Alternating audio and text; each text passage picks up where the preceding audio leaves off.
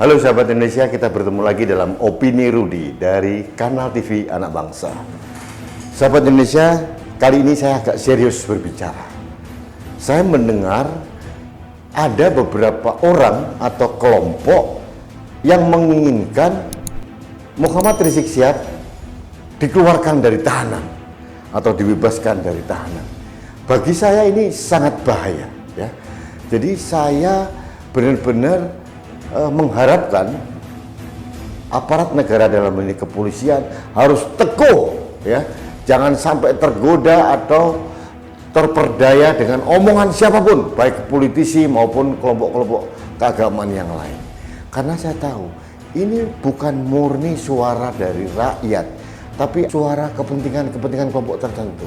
Nah, bahkan tanggal 18 Desember tahun 2020 mereka akan menggelar demonstrasi di depan Istana Negara untuk demo Rizik Syihab dibebaskan, salah satunya. Nah, sahabat Indonesia, kita sebagai masyarakat sipil harus memberikan masukan kepada pemerintah dalam hal ini kepolisian. Harusnya potensi kerumunan besar seperti ini jangan dibiarkan atau diizinkan kembali. Dalam hal ini saya menagih janji dari Kapolda Metro Jaya Irjen Polisi Fadil Imran bahwa beliau sudah berjanji tidak akan lagi mengizinkan kerumunan terjadi di wilayah hukum Polda Metro Jaya. Nah, demonstrasi itu adalah alat demokrasi, semua orang tahu. Tapi demokrasi di dalam masa pandemi harus dimaknai lebih bijak. Ini menyangkut nyawa orang, menyangkut keselamatan orang, dan menyangkut ekonomi sebuah negara. Jadi tidak melulu orang mengatakan hak berdemokrasi, tapi dia melecehkan, menindas, mengorbankan hak orang lain untuk hidup sehat. Hak orang untuk hidup sehat, hidup tenang, hidup tidak terancam, itu adalah hak yang paling asasi. Bagaimana mungkin hak yang paling asasi ini ditindas oleh kelompok tertentu yang akan menyuarakan haknya secara demokrasi? Tapi ini di masa pandemi. Nah, untuk itu polisi harus tegas, ya. Dan polisi tidak boleh ragu-ragu karena TNI siap membackup kerja dari Polri. Sahabat Indonesia, kali ini juga saya menyoroti dari peran tegas Ketua Satgas COVID-19, Letnan Jenderal TNI Doni Monardo. Beliau ini yang bertanggung jawab seharusnya, bahwa beliau harus memberikan masukan kepada aparat kepolisian, minimal memberikan rekomendasi bahwa tidak boleh ada lagi kerumunan di masa pandemi. Ini bukan sekedar kerumunan yang berpotensi menjadi klaster baru, tapi saya juga mengkritisi atas izinnya beberapa kelompok yang mengadakan demo-demo beberapa waktu yang lalu. Sahabat Indonesia, aparat negara sudah mempunyai buku panduan dalam menegakkan aturan, ya. Dan rakyat hanya meminta dengan segala hormat kepada aparat negara untuk melaksanakan panduan yang sudah diterapkan dan ditentukan oleh negara. Termasuk dalam masa pandemi ini, rakyat butuh perlindungan. Nah, itu satu hal. Yang kedua, narasi mereka untuk membebaskan Rizik Syihab, kalau itu terjadi, itu benar-benar diskriminasi perlakuan.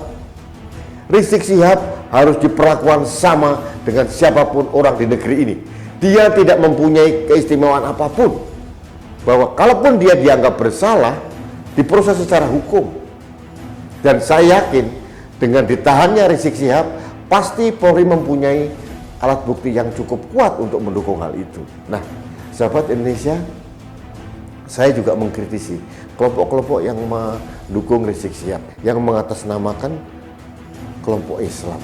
Saya keberatan, karena mayoritas masyarakat Muslim di Indonesia yang diwakili oleh NU, Muhammadiyah, atau kelompok-kelompok yang tidak masuk dalam kelompok itu benar-benar menolak, termasuk saya menolak. Saya menginginkan Rizik Syihab atau siapapun diproses secara hukum kalau dia dianggap bersalah. Dan menurut saya Rizik Syihab sudah banyak melakukan ujaran-ujaran yang layak untuk ditersangkakan. Nah, sahabat Indonesia, jangan terkecoh dengan narasi bahwa mereka mengatasnamakan umat Islam. Ada percikan kecil di Tangerang, Ciamis, di Tasikmalaya. Itu hanya bagian kecil dari 270 juta masyarakat Indonesia. Ya, mereka hanya diamplifikasi oleh media seolah-olah ada percikan-percikan kecil itu. Itu biasa. Ya. Pendukung Rizik Syihab itu sudah terpapar sindrom taklid buta. Ya. Orang yang memberhalakan tokohnya di luar akal sehat, itu yang terjadi pada mereka. Dan kelompok-kelompok ini jangan mengatasnamakan umat Islam di Indonesia. Rizik Syihab bukan imam besar orang Islam di Indonesia. Dia mungkin dianggap imam besar dari FPI, hanya itu saja. Sahabat Indonesia, ada dua hal pesan yang ingin disampaikan pada opini saya kali ini. Yang pertama adalah kita lawan upaya apapun dari kelompok manapun, dari siapapun yang ingin membebaskan Rizik Syihab dari tahanan. Rizik Syihab harus diperlakukan sama dengan orang lain di muka hukum. Ya. Yang kedua, potensi kerumunan. Jangan dibiarkan lagi adanya potensi kerumunan. Entah itu demo, entah dalam bentuk apapun, harus dilarang. Demokrasi di masa pandemi harus ada diskresi. Tidak bisa orang mengatakan hak demokrasi semena-mena dengan menekan hak orang lain. Dan ini saya mohon kepada Kapolda Metro Jaya dan dibantu dengan Pangdam Jaya untuk berani tegas melarang siapapun untuk berdemonstrasi yang berpotensi menjadi klaster baru dalam pandemi COVID-19. Demikian sahabat Indonesia, opini saya hari ini. Mudah-mudahan aparat keamanan negara, Polda Metro Jaya, Pangdam Jaya mendengar apa yang saya sampaikan dan mengabulkan apa yang saya harapkan. Dan ini bukan untuk saya, tapi untuk kita semua, agar negara ini taat runduk pada koridor hukum yang berlaku, hukum sebagai panglima, dan kita juga menyelamatkan negara ini dari pandemi corona. Itu yang saya ingin. Baik sahabat Indonesia, jangan lupa like and subscribe kanal TV Anak Bangsa, kanal yang kami pergunakan untuk menyuarakan kebenaran dalam menjaga Indonesia dan Pancasila. Salam damai, Rudi S. Kamil.